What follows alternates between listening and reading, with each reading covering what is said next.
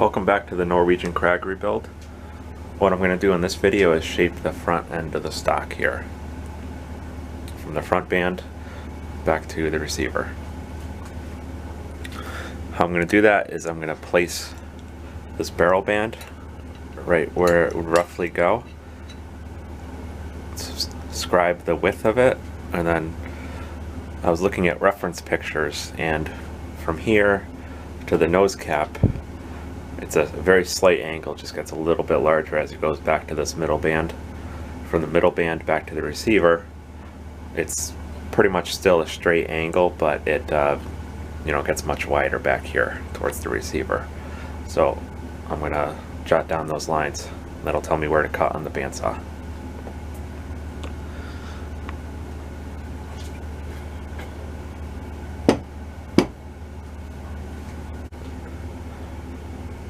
Here's the middle band with the screw in it. This is about the width I want at the bottom here between that gap.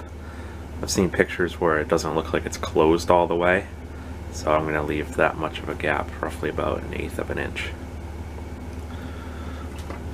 I'll center it on the barrel channel here.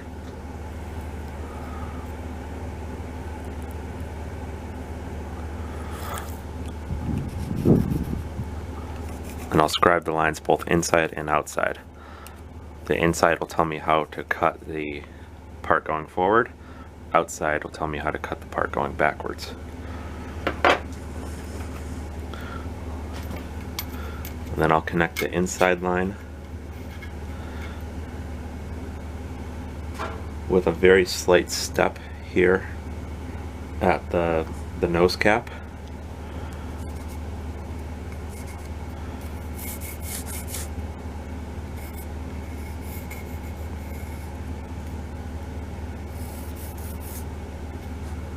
And then do the same on the other side.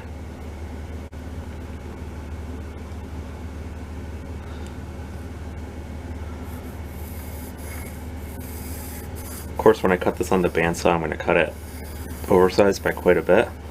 So not only will this give me a line to go follow along with the bandsaw, but it'll also give me a goal when I go to shape this down to size with the spoke shave.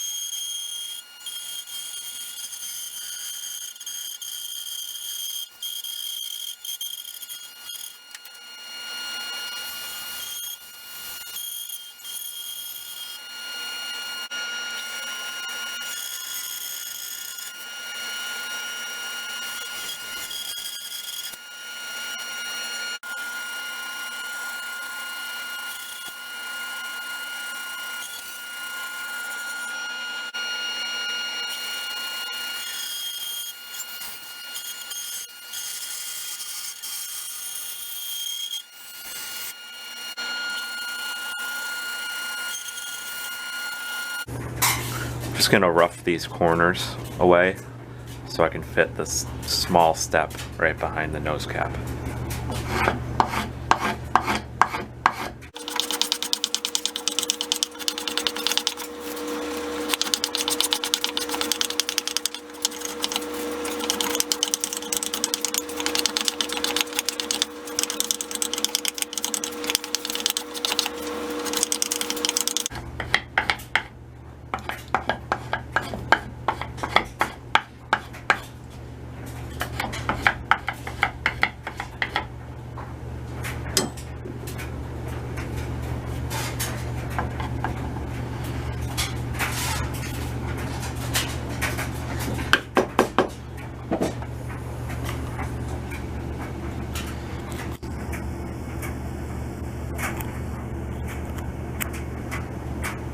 So because there's only just a very tiny step, pretty much just the width of this band, that I got close, I can get a little bit closer, and then what I'll do is I'll rough in just a very small, like maybe a 1/4 inch or 1/2 inch with the chisels with the nose cap on, and then that'll give me a reference point to go down to with the spoke shave.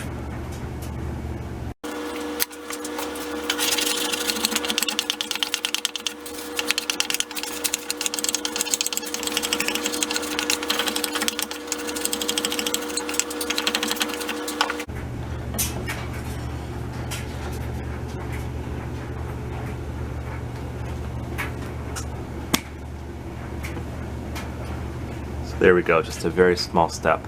I'll rough that in with the chisel now.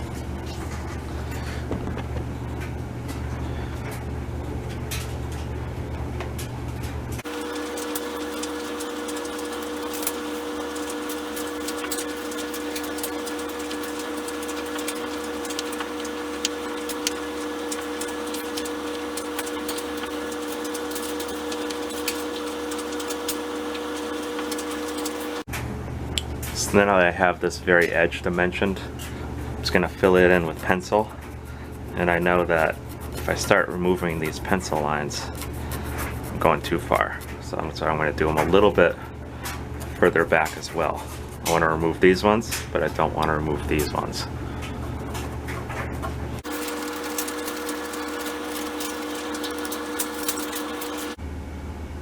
Now what I want to do is measure and mark the other end of the area that I'm carving. So I have these marks here where the band needs to end. So I'm going to put my square on there, draw a line down, do the same on the other side, and then connect the two on the bottom.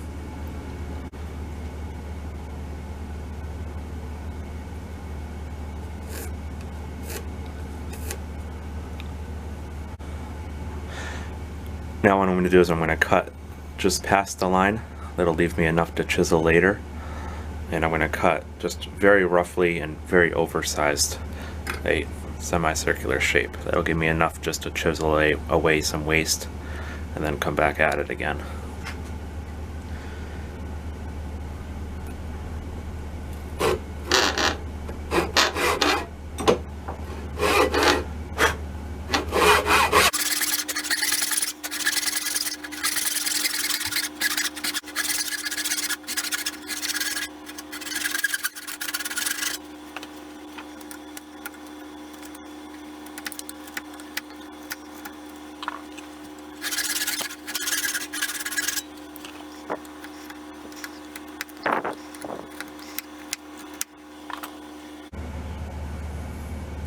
And that'll just give me a very rough goal to work to with the curvature of this bottom of the middle band here. Now to be able to tell just how far down to cut this relief for the middle band, you could do some math. So I noticed that the upper handguard in this section from the middle band to the nose cap, it's pretty much parallel. So it doesn't taper at all. So what I could do is I could take my calipers, measure this,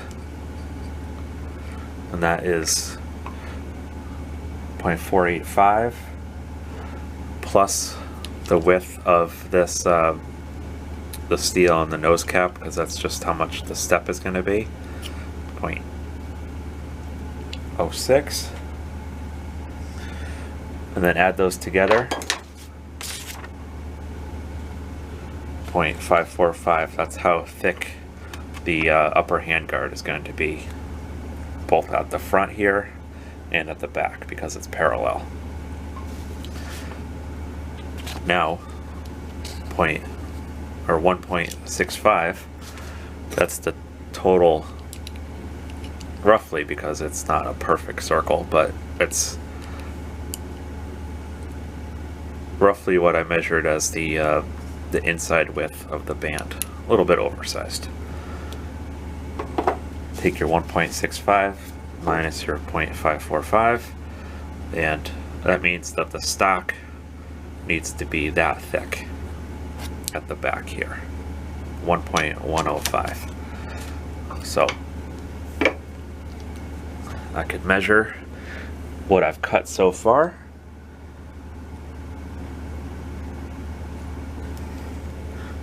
I have 1.185 roughly, so roughly 80 thousandths oversized.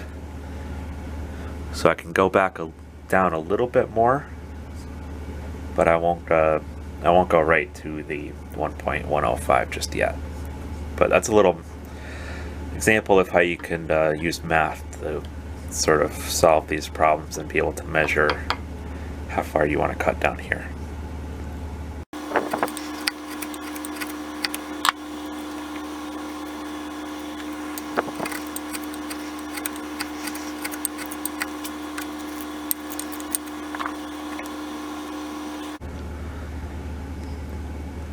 Roughly 35 thousandths away. That's where I'll stop right now.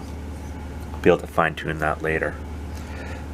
So now what we need to do is straighten from here to here. Essentially connect those lines.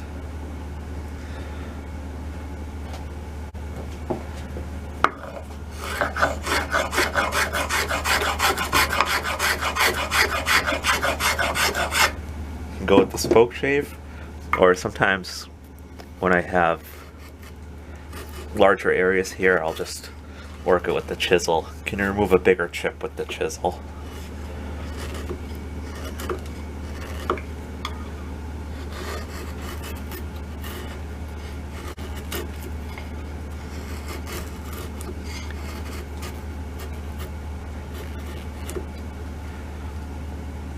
What you want to do when you're doing this is to check your progress every so often. You don't want to be inadvertently causing a dip in the wood, say in the middle here. So just use a straight edge or something similar to make sure you're not making any low spots.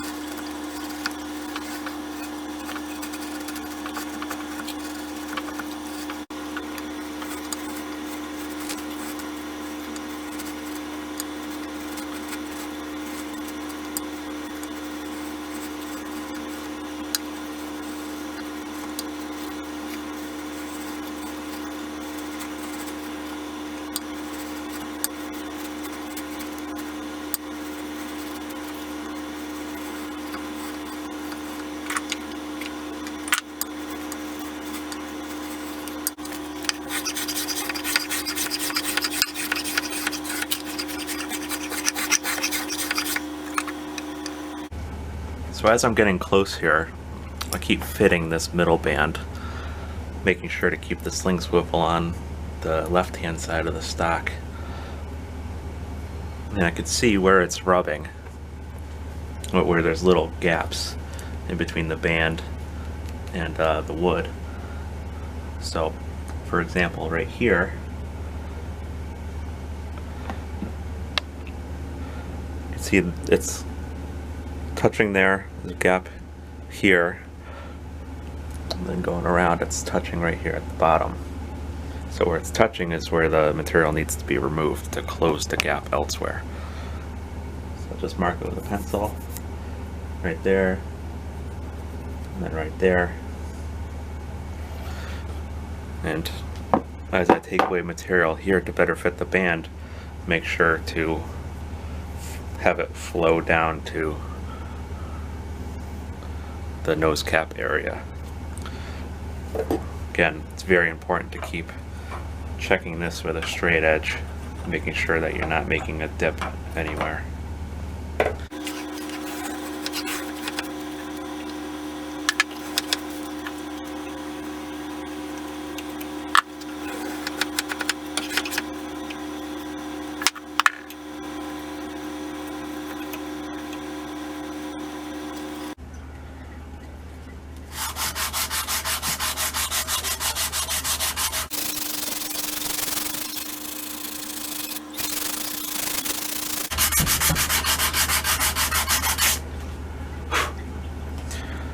when you sand like this, you always want to use a block, and that's going to smooth out any dips or dives that are left over from the spoke shave.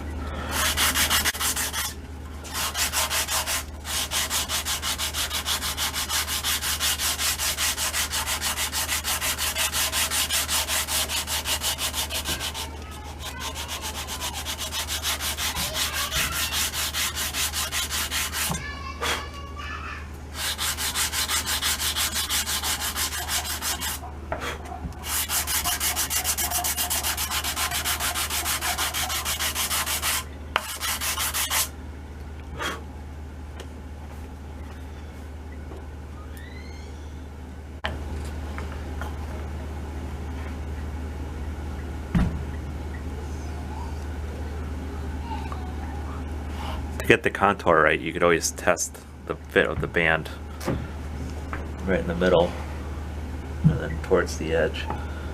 This looks pretty tight.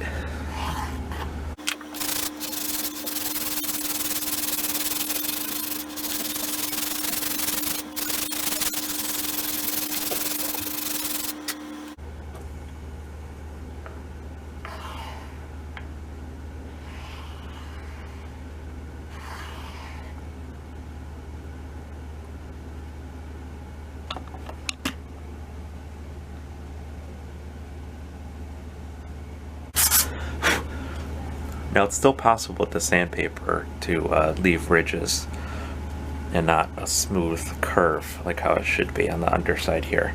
So how I could tell is I use some sort of dark wood stain and just give it a light coat rubbed in here. And when that dries, it'll be a lot easier to tell if there's any ridges and other areas that need attention with the sandpaper. So apply this, let it dry just a little bit, and then I'll know where I need to sand a little bit more.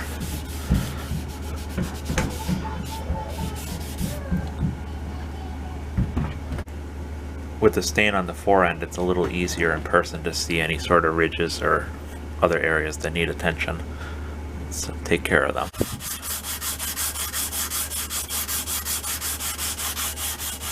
I'm just gently rolling over the sandpaper as I go.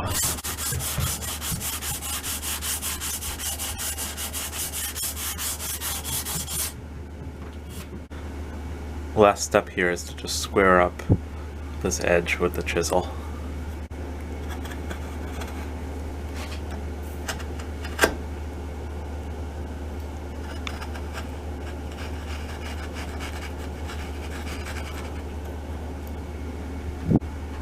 Here, although it's upside down, is the final fitting of the band.